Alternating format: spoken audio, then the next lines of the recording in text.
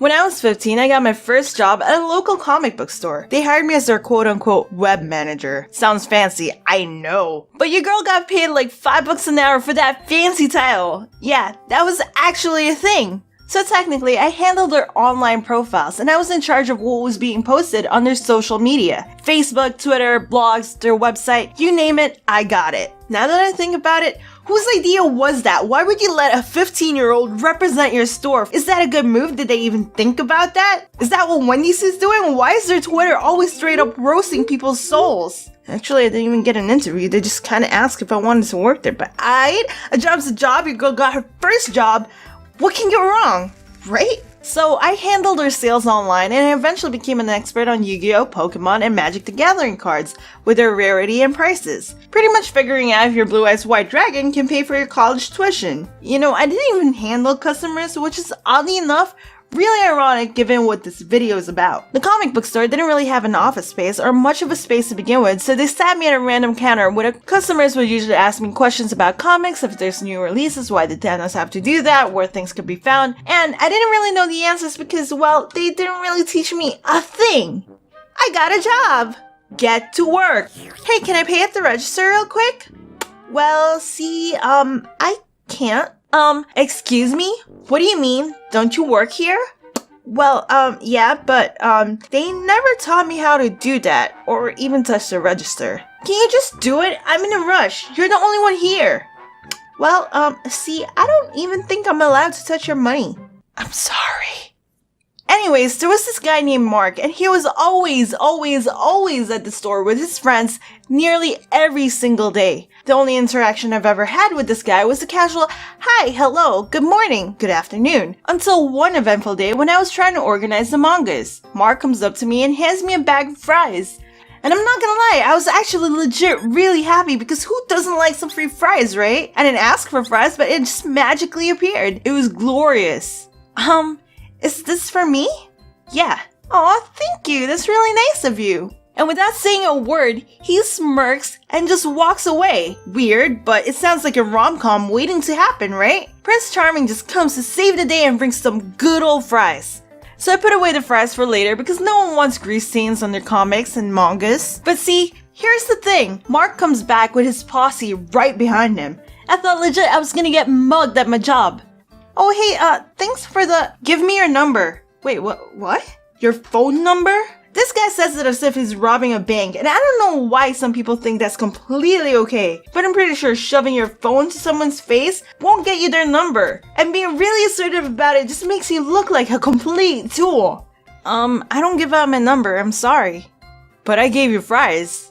You good right now? You can still take them back. Nah girl, just let me get your number. And this goes on for a while. Like, bruh, I don't got unlimited like that. It's gonna cost me money to ignore your damn texts. This guy just doesn't understand rejection, grabs my phone that was on the table and just calls his number. He chuckles, hands me back my phone like what just even happened? And then this complete abomination of an excuse of a human being winks at me, then proceeds to tell me, you're welcome.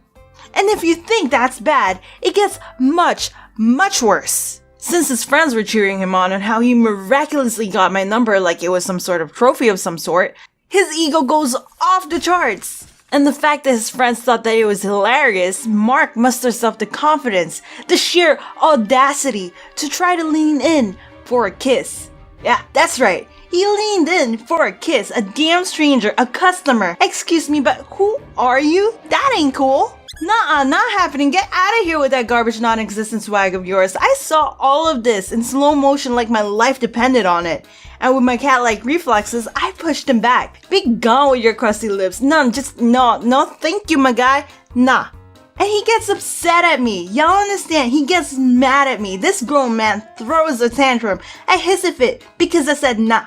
My boss notices this whole commotion and Mark, being a little baby, complains on how I was being rude and disrespectful after he kindly gave me french fries. I explained my side of the story, but here's the thing. His posse was there, and they backed him up since he could have gotten in so much trouble.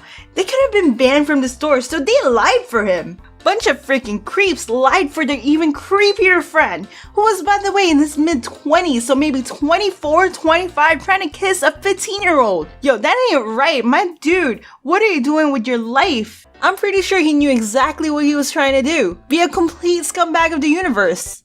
Luckily, my boss didn't really believe this guy since he was already scummy in the first place, but at the same time, he was a loyal customer. I didn't really have